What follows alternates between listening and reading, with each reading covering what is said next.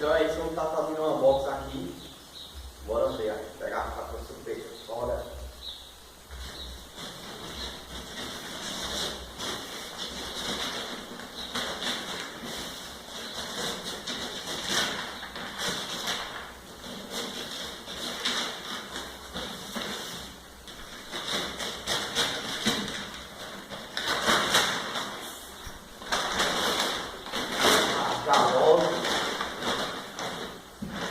Olha, como vocês podem ver, é um kit de plástico da VTEC, modelo da 2015, só que eu fiz a opção de algumas cores diferentes. No caso, é para as laterais todas vermelhas e a rabeta também. Vamos ver.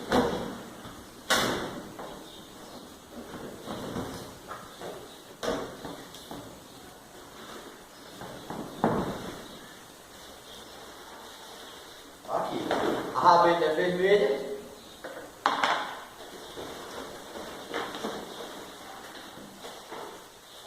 as laterais brancas,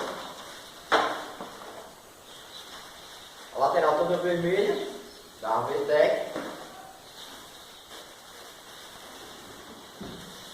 paralamas de vermelhinho, ó. Chave demais. E a outra lateral, vermelha, toda vermelha. E no caso da original, essa parte aqui seria branca. Mas como eu fiz a opcional, eu escolhi ela toda vermelha.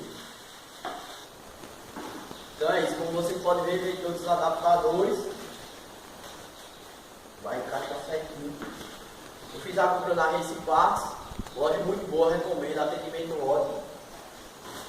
E como eu fiz a compra lá, eles acabaram me mandando a camisa.